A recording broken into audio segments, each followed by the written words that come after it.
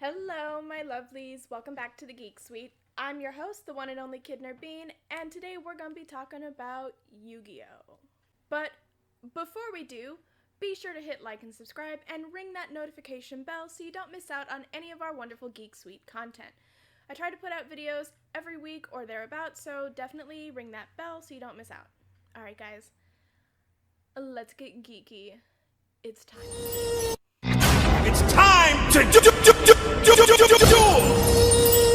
Alrighty, my lovelies, we're back in front of my regularly scheduled studio space today because my wonderful and caring partner was so kind enough to buy me a appropriately sized stand for my wonderful recording equipment that he got me for Christmas. So now I can stop recording from my couch, which I love my couch. It's a comfy couch, but it's got that Goldilocks mama bear overstuffed softness, so it just kind of sucks you into the abyss. So I'm definitely happy to be back in front of my regularly scheduled programming, my normal studio space, and I'm happy to kick off the new year with our new video topic, which is YuGiOh. And I know I mentioned it briefly during my Vlogmas videos, how I'd been rewatching the original series, which I guess is classified as seasons 1 through 5 on Netflix. And today we're going to be doing an Angry Nerd Rant time! Because today we're going to be talking about Joey Wheeler and how he gets way more flack than he deserves and is arguably the best duelist in the series. Now, we see more than once in the series that Joey is portrayed as this underdog duelist who really shouldn't be as good as he is, and we see this portrayed by both the show creators, and we also see this overtly commented, because it's a kid's show, by his friends in the series. Like, they even have this whole card that reminds me of you. I'll show the clip.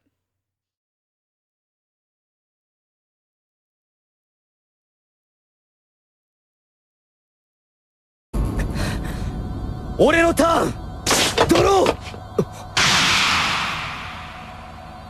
そのカードはさらに手札から永続魔法ポンコツの意地を発動。ポンコツだと？あんまり役に立ちそうもね。遊戯なんだよあのカード。なんであんなの持ってたんだよ。遊戯まさかお前まで俺のことポンコツだと思ってねえよな。違うよ。あの魔法効果は使えると思って。確かに城之内くんにちょっと似てるかなとは思ったけど。カイバ I'm here to argue that Joey is as good as, if not a better duelist than Yugi in the series. Now, obviously, in the first few episodes of the series, this isn't true because he has no idea how to play the game, and Yugi and Yugi's grandfather have to teach him. But by the time they reach Duelist Kingdom, Joey is a top-notch duelist. Throughout the series, Joey mentions, and quite frequently, that he is super annoyed that nobody gives Jumpin' Joey Wheeler the credit he deserves. And I'm inclined to agree with him. He came in second at the Duelist Kingdom tournament, losing only to Yugi, and he still won the $3 million, by the way, because plot armor. And he's also a finalist in the Battle City tournament and is only eliminated by medical reasons because he gets his soul stolen and he's like dead or undead or he's in a coma, whatever. Like, but for him taking that out, he probably would have been the one to make it to the final rounds at the Battle City tournament. And even then, it's only with Joey's help that Yugi and Yami Yugi are able to beat Kaiba to then finally face on Merrick in the final round. So, yeah. Joey isn't getting enough credit, you guys. Like, not even a little bit. And speaking of Yugi and Yami Yugi, or Pharaoh Atem, whatever you want to call him, that brings me to my biggest point as to why Joey is the superior duelist. Yugi has help. Pretty much always.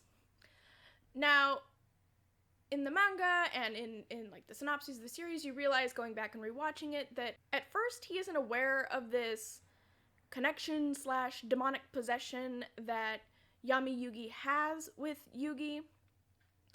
But eventually he does become aware of it and uses this to his advantage to advance his way to the finals at Duelist Kingdom. And he ultimately uses the power of the Millennium Puzzle and having a second duelist to sort of do this tag teaming mind switch thing when he battles Pegasus.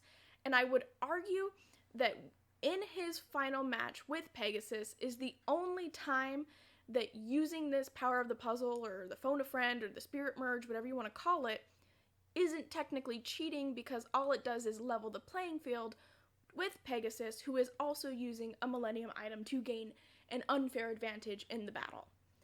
So yeah, using the puzzle is pretty much cheating, and nobody feels the need to call him on it. Also, nobody feels the need to call out that their friend is possessed by an ancient Egyptian pharaoh, which sounds like pretty much every horror movie that came out in the early 90s. Putting a pin in that, definitely going to talk about that in a later video, but bringing it back to Yugi has help. And we see in the few episodes where we see Yugi dueling on his own that yes, he's a skilled duelist, but he isn't the king of games without Yami or the puzzle's help. The few times that we do see him duel on his own, he gets his butt kicked. Now, part of this is tied up in his battle with Mai because he's nervous about the power that the puzzle holds, and he was, the spirit of the puzzle was willing to risk Kaiba's life in order to save their grandpa, and he was worried about utilizing that power because of how dangerous it could be. But still, it isn't until he finally accepts that and takes that help again that he's able to turn the duel around and win against Mai. And we see that while he ultimately holds his own and wins against Merrick/Bandit Keith, the entire duration of the duel, he's begging for Yami's help inside the puzzle that's hung up beneath them, and you see that because the puzzle is so far from Yugi's physical body that they're not able to connect, and he doesn't have that advantage. But he's still begging for it at every turn, because again, he's getting his butt kicked. But we see that when they duel together, or even when they're just watching other people duel, like you see in the Kaiba Land tournament or Battle City, Yugi's always using this, spirit phone a friend feature to get Yami's insight and Yami's commentary on how the duel's going and what kind of strategies they're doing. So that way, even when Yugi himself is not dueling, he's using this supernatural power to better his skills in the game by learning opponents' strategies, by seeing the way other people duel in a way that maybe insight he wouldn't have gotten just watching it on his own. Having, say, a 5,000-year-old spirit who's an expert in this game with 5 millennia of experience since the game was created, giving you commentary and gaming strategy seems like a bit of an unfair advantage. And this is an advantage that Joey doesn't have. Now, yes, Joey gets advice and help and stuff from the sidelines, but it's nothing that is outside of the tournament rules as set within the show, and I'm assuming within the game itself, although there are some distinct differences because there's not, holograms and there's points, and there's several times in the series where you can tell that certain cards that are played throughout these tournaments would absolutely be illegal in a real-world tournament-style game because they're super powered. But yes, Yugi uses this help and power to duel his way to the top every time with help. And like I said, yes, Joey does get help from his friends, from the sidelines, but it's not the same as Yugi does with Yami. It's one thing to cheer from the sidelines and shout things like "watch out" when the people who are giving this advice or encouragement cannot see either person's hand. But if, say, Yugi or Tristan or Taya, maybe not Taya, she only collects cutesy cards, which is fine. I did too, but she's not a dueler. If any one of them were to have jumped up on the platform with Joey and looked at his hand to try to help him win the duel, they would have been immediately flagged for cheating. And we see this happen multiple times in the course of the series. For instance, when Joey and Odeon are having their matchup on top of the blimp for the Battle City Finals, when both Odeon and Joey are struck by lightning, Kaiba forbids anyone from entering the dueling arena or the stage area because it would cancel the match and disqualify both duelists. So for Yugi to have Yami literally in his head, or even sometimes they'll animate it with him standing next to Yugi, looking over his shoulder. That would be hella illegal in any tournament that they were in. But because nobody can see Yami, and they chalk it up to just Yugi being a great duelist, because his grandfather's a great duelist, and Yugi does have some level of skill on his own, it isn't without this that Yugi does well, whereas Joey has to essentially do it all on his own. And we do actually see a handful of duels where Joey is on his own, and his friends, for one reason or another, are not there, but for maybe at the very end of the duel, and Joey's holding his own against people who are established in the series as skilled duelists.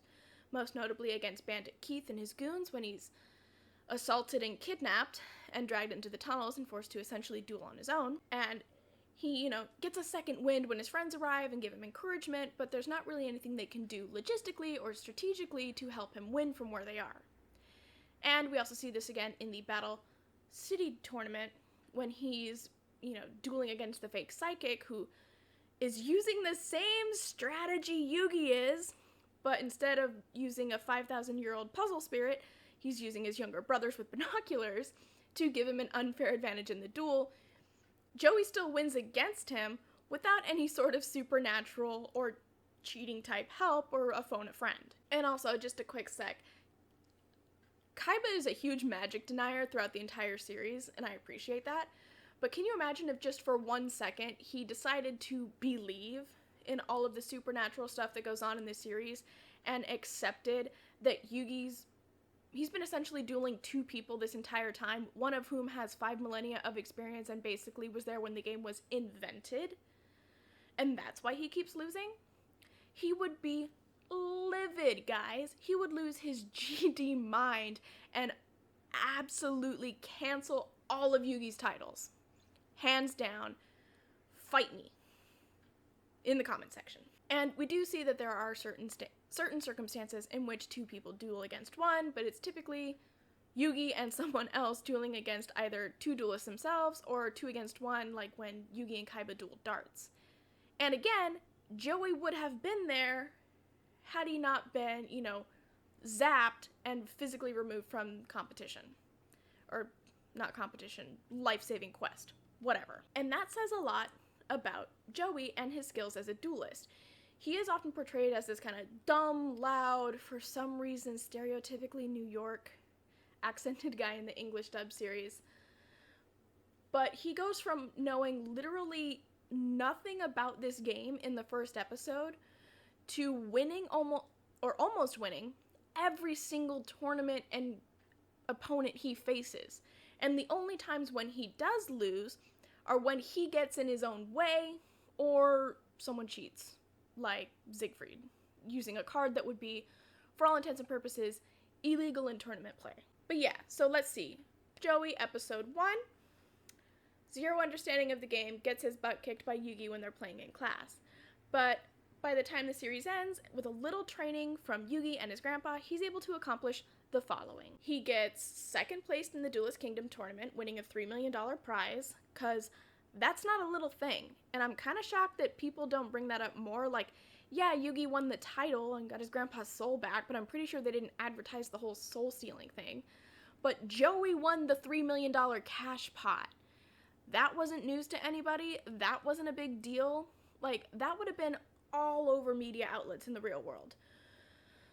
Up and coming dueler wins $1 million cash prize for sister's eye surgery. Like, that would have been news everywhere. But whatever, it's not the Joey show, it's the Yugi show. In the Kaiba Land tournament, he beats Grandpa Moto in the first duel. And Grandpa Moto had this crazy, elaborate, almost unbeatable strategy, and Joey was able to come up from behind, not unlike Yugi does a lot of the time, and beat him in an official tournament setting. Like, everybody thinks Yugi's a great duelist, but everyone also acknowledges that everything Yugi learned, but for the weird spiritual background knowledge that Yugi's grandpa couldn't have, he learned from his grandpa. So he's essentially better than the Obi-Wan of the series. He beats Obi-Wan in a duel. He loses the tournament to someone who is playing super-powered cards that would otherwise be illegal in tournament play, and I imagine that that's why the show writers interrupt Yugi's little fear of public speaking bit to have Kaiba come in on jetpacks and give his weird, "This isn't a tournament for fun, this isn't supposed to be cute, don't have fun, I want to see blood, duel to the death," weirdo, hella dramatic speech. If I find it, I'll put in a clip, because Kaiba likes to make fun of Yugi for being extra, but he is just as bad, you guys. Just as sassy, just as extra, just as dramatic, just about different stuff. Okay, back to Joey's accomplishments. After the Battle City tournament's over, he and Yugi then have a battle so he can get his Red Eyes back in an honorable duel-based way, because it's a gaming anime and everything has to be settled with a duel. And he wins it back. Like, he wins the Red Eyes back. He beats Yugi. Like, one of Yugi's few losses is to Joey. Now, I'm sure the only reason the showrunners let Yugi lose is so Joey could get the card back and it was a duel with no stakes. But a win is a win, sir. A win is a win. And he's also one of the 3 who are selected by the Monster Realm and Dark Magician Girl to go all King Arthur, Sword in the Stone, pull the sword out of the crystal or ice or whatever, and claim a dragon champion to save the world from the evil crystal power of Atlantis. Like, it's Yugi, Kaiba, and Joey. And when it comes down to it, it's always those 3 who are selected for things because they're the 3 best duelists. And again, the only reason Joey isn't in the final face-off with Kaiba and Yugi against Darts, I still can't believe that's the big bad's name, but whatever, is because he sacrifices himself and is taken out for supernatural medical reasons because he's trying to save Mai. And we see this happen more than once. In the Battle City tournament, he again gets knocked into the Shadow Realm and is on death's door and in a coma because he's trying to save Mai. The only reason he's ever not fighting the big bad in the end of the series is because he's trying to make sure that all of his friends, all of the people he cares about, make it to the end of the quest alive and well. And that is more than I can say for Yugi or Kaiba. Now, I'm not saying they don't care. Well, Kaiba doesn't care. I'm not saying Yugi doesn't care, but he's focused on the means justifying the end, whereas Joey is the moral fiber of the show. And I will acknowledge that this underdog mentality that the showrunners and his friends give him in the show isn't completely without merit. Again, he does start off as a know-nothing duelist who then works his way to the top, but being an underdog, or starting the show as an underdog, doesn't make him... Ooh, sorry, stuff's moving. Scared the hell out of me.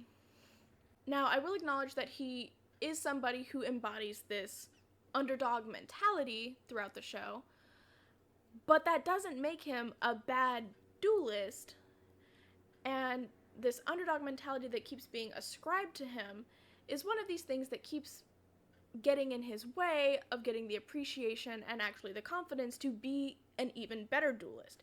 And I think that maybe the showrunners do this so that way he doesn't end up outshining Yugi or Kaiba, who are more or less the pro and antagonists of the show. He started as one of the worst, but became one of the best. And when he does lose, it's either by choice, because he's making a sacrifice to save someone, usually Mai, or it's because he's distracted or gets caught up in his own head. And we see this as something that affects Yugi's dueling ability too when Yugi duels Mai.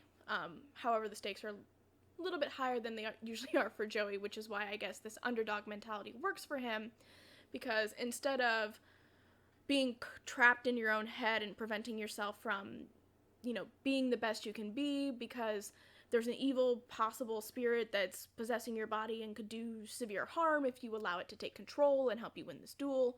Whereas for Joey, it's usually something like somebody called him an underdog or made fun of his jacket or his hair. But when Joey's focused, he's pretty unstoppable.